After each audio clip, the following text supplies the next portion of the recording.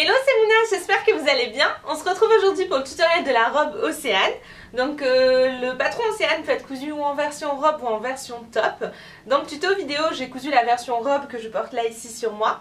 Mais je vous ai pas montré la version top parce qu'en fait c'est exactement la même chose au niveau du montage. C'est juste que à la fin, au lieu d'avoir la jupe de la robe, vous avez le volant du top. Mais voilà, vraiment en termes de montage, c'est exactement la même chose. C'est pour ça que j'ai pas fait la distinction dans le tuto. Ça aurait été un peu embrouillant pour pas grand chose. Et ce qui est super chouette avec ce patron Océane, c'est qu'il est franchement rapide à coudre. La dernière robe que j'ai cousue, je l'ai cousue en 2h30 en prenant mon temps, vraiment en appréciant chaque moment. Donc je pense qu'on peut dire que d'une manière générale, en 3 heures, on peut avoir cousu cette robe. C'est vrai que des fois, on n'a pas un temps infini pour coudre, on a juste un petit créneau de quelques heures et on a quand même envie d'aller au bout du projet. Donc Océane, elle sera bien pour ce type de moment-là. Ce qu'il est important de noter pour cette robe, c'est qu'elle doit être cousue dans un tissu maille. Donc ça c'est très important, ça peut être un jersey ou un autre type de maille, mais il faut vraiment que ce soit ce type de tissu là extensible, sinon vous pourrez tout simplement pas enfiler votre robe. Donc je réponds aussi à une question qu'on a déjà reçue au niveau du SAV depuis quelques jours. Est-ce qu'elle peut être cousue dans un tissu qui comporte de l'élastane et qui est suffisamment extensible? Alors oui, ça peut le faire, mais dans ce cas-là, vérifiez bien que l'extensibilité de votre tissu soit d'au moins 50%. Si vous n'avez pas ces 50%, ça va craquer et vous n'allez pas pouvoir l'enfiler. Petit rappel express concernant les tissus en jersey, ce qu'il faut pour les coudre c'est une aiguille spéciale jersey. C'est pas indispensable mais c'est vrai que c'est beaucoup mieux parce que ça évite à l'aiguille qui ici a un petit bourron de casser votre maille. Et enfin au niveau des ourlets ici, au niveau des emmanchures et du col et tout en bas aussi, en fait on fait plein d'ourlets, on les coudra à l'aiguille double à la machine à coudre. Si vous avez une recouvreuse, utilisez votre recouvreuse, mais sinon il vous faudra quand même une aiguille double puisque ça vous permettra d'avoir un ourlet extensible.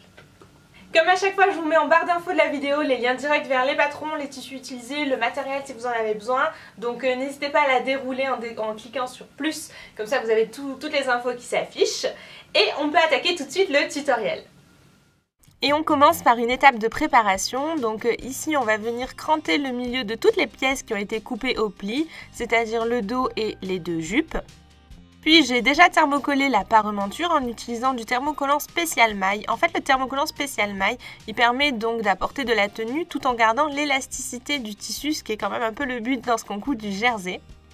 Je marque d'une croix à la craie l'envers du tissu, comme ça vous saurez toujours quand est-ce qu'on a l'envers et quand est-ce qu'on a l'endroit face à nous. Et puis enfin, vous pouvez coudre cette robe à la machine à coudre si vous le souhaitez. Moi j'utilise ce point-ci, donc le point éclair lorsque je couds à la machine, mais n'hésitez pas à utiliser un petit point zigzag si vous ne l'avez pas, ou alors à consulter le manuel de votre machine à coudre pour savoir quels sont vos points extensibles. Et enfin, si vous avez une surjeteuse, n'hésitez pas à la sortir, c'est le moment. Étape 1, on va coudre la parementure devant. Donc on épingle une parementure avec un devant endroit contre endroit. Aidez-vous du cran pour savoir si vous avez pris la bonne parementure.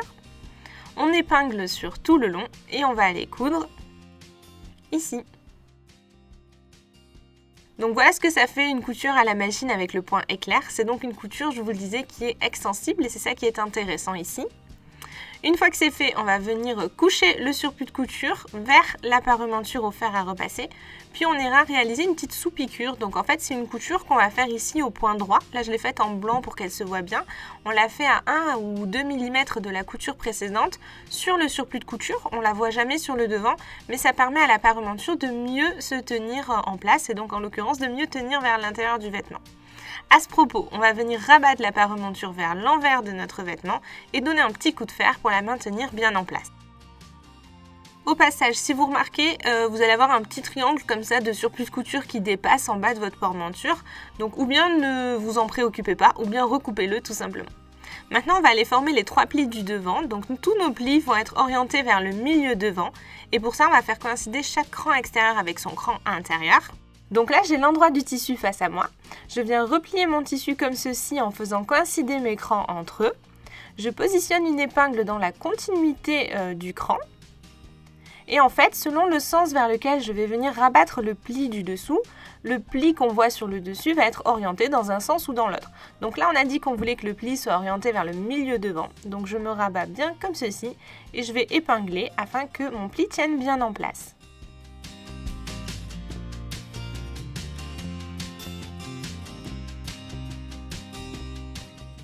Autre technique, on prend le cran extérieur, on vient replier le tissu le long de ce cran et puis on vient rabattre jusqu'au niveau de l'autre cran et puis on épingle. Donc j'aime moins cette technique, mais c'est vrai qu'elle a l'intérêt de bien nous faire comprendre le sens de pliage des plis. Ensuite, on va faire la même chose sur le troisième pli et une fois qu'ils sont tous prêts, on va réaliser une petite piqûre de maintien à la machine à environ 5 mm du bord. On coud tout bêtement au point droit, tout simplement. L'idée, c'est vraiment juste de maintenir les plis en place pour qu'on puisse retirer les épingles et être tranquille pour la suite de la couture.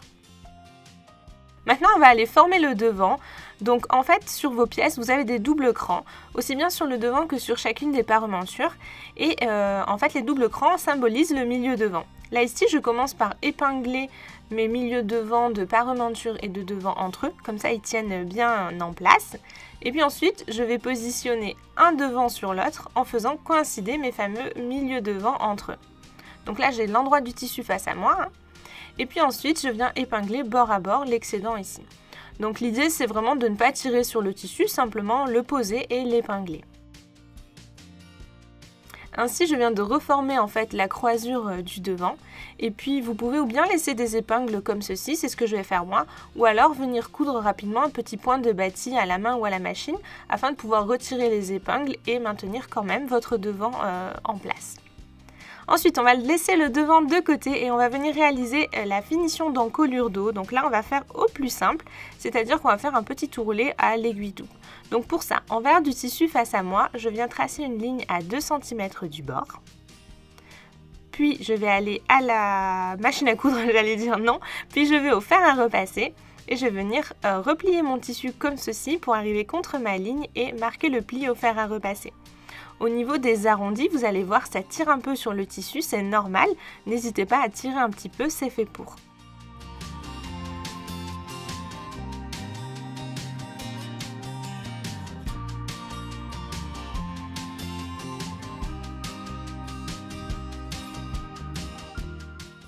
Une fois que vous avez bien marqué votre pli au fer à repasser, je vous invite à venir mettre des épingles, ça permettra à votre tissu de mieux tenir en place avant de passer à la couture.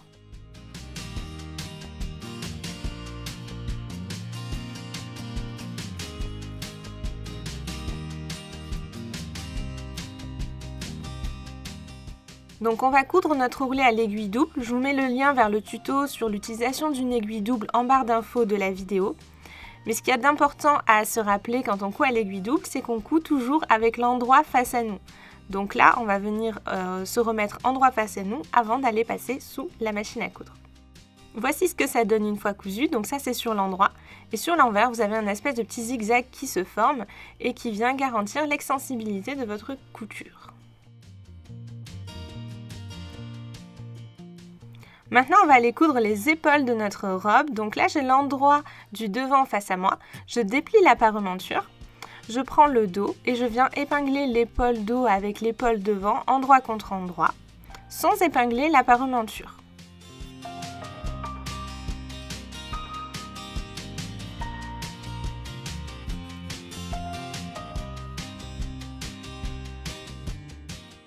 Une fois que c'est fait, je viens rabattre ma parementure comme ceci par-dessus et j'épingle de nouveau. Donc en fait, l'épaule dos est prise en sandwich entre le devant et la parementure devant. Là ici, sur le côté, on voit que j'ai pas épinglé le surplus de couture, mais c'est vraiment mieux de le rabattre et de l'épingler avant d'aller coudre. Donc je vous montre sur l'autre épaule, voilà. Donc là, j'ai cousu, j'ai bien rabattu mon surplus de couture et j'ai cousu par-dessus. C'est plus pratique pour la suite. C'est pas capital, mais c'est vraiment plus pratique. Une fois que c'est fait, on vient retourner comme ceci. Il n'est pas forcément nécessaire de recouper le surplus de couture. Si vous voyez que vous avez un jersey épais et beaucoup d'épaisseur, faites-le. Mais sinon, vous pouvez directement retourner comme je viens de le faire ici. Et en fait, en faisant ça, on a ici notre encolure dos qui vient se continuer sur le devant tout propre. Et à l'intérieur, on a la parementure, ce qui fait des finitions quand même plutôt propres aussi. Maintenant, on va aller coudre la jupe devant sur le devant. Donc là, j'ai l'endroit du devant face à moi. Je prends une des deux jupes, ce sont les mêmes. Et je viens épingler l'endroit de la jupe avec l'endroit du devant. Donc je commence toujours à épingler le milieu de la jupe avec le milieu devant. Puis j'épingle les côtés et puis enfin j'épingle tout le reste. Et puis je vais aller coudre sur tout le long ou à la machine ou à la surjeteuse. Là, moi, je l'ai fait à la surjeteuse. Puis je vais faire la même chose avec le dos, donc je couds endroit contre endroit la jupe restante avec le dos, toujours en commençant par faire coïncider l'écran de milieu entre eux. Puis j'épingle les bords et puis tout le reste. Donc voilà ce que ça donne, une petite couture à la surjeteuse d'ailleurs. Et puis une fois que c'est fait, on va aller coucher ce surplus de couture au fer à repasser vers le bas de la robe, c'est-à-dire vers la partie jupe, aussi bien celle-ci que la couture que l'on vient de faire juste avant d'ailleurs. Et maintenant on va aller coudre les côtés de la robe, donc on épingle endroit contre endroit le devant et le dos au niveau des côtés, en commençant par bien faire coïncider ces coutures-ci entre elles. Puis on épingle tout le reste sur tout le long, donc ici du dessous de bras jusque tout en bas de la robe. Puis on ira coudre sur tout le long. Encore une fois, je vais le faire à la surjeteuse parce que ça me permet d'aller plus vite.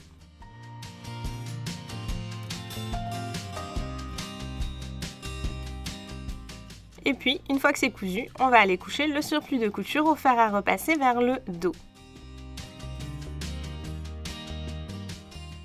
Maintenant, on va attaquer les finitions d'emmanchure. Donc je vous conseille vraiment de vous équiper d'une Jeannette. Donc c'est une espèce de mini fer à repasser qui sert vraiment lorsqu'on repasse des manches ou quand on coud des formes comme ceci, arrondies, des manches, des emmantures. C'est vraiment pratique. Et donc ici, pour les finitions d'emmanchure, on va faire comme pour le dos. On va venir réaliser un petit ourlet tout simple qu'on va coudre à l'aiguille double.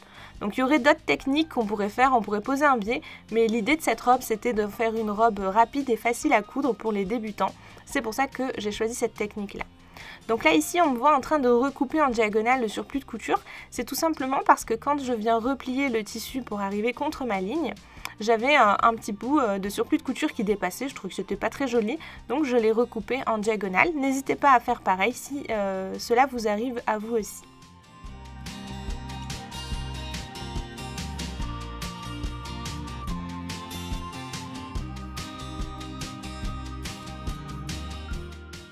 Donc exactement comme pour le dos, on vient repasser et mettre quelques épingles pour maintenir notre pli correctement en place.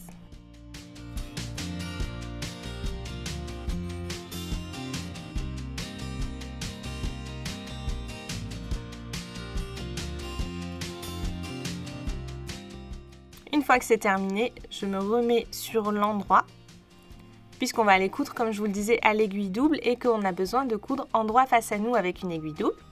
Donc pour coudre les formes tubulaires comme les manches et les emmanchures, on conseille toujours de retirer cette partie-là de votre machine afin de pouvoir enfiler comme ceci votre emmanchure et de pouvoir coudre en cercle.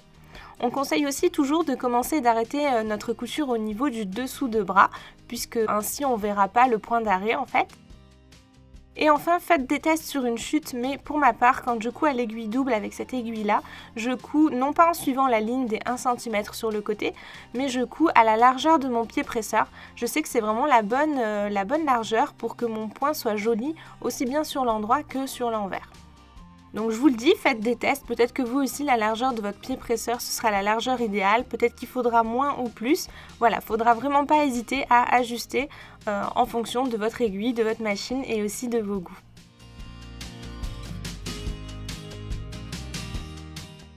Voici donc ce que ça donne. Au passage, quand vous passez sur le surplus de couture, si votre machine a un peu de mal à avancer, n'hésitez pas à allonger un petit peu la longueur du point, histoire de pouvoir passer les grosses épaisseurs. Et puis enfin, il ne nous reste plus qu'à coudre l'ourlet du bas de la robe, mais comme on utilise encore une fois la même technique de replier et de coudre à l'aiguille double, je ne vais pas vous le montrer ici. Et j'ai envie de vous dire, tadam! Votre jolie robe rapide, express et jolie est prête, vous pouvez l'enfiler pour l'été.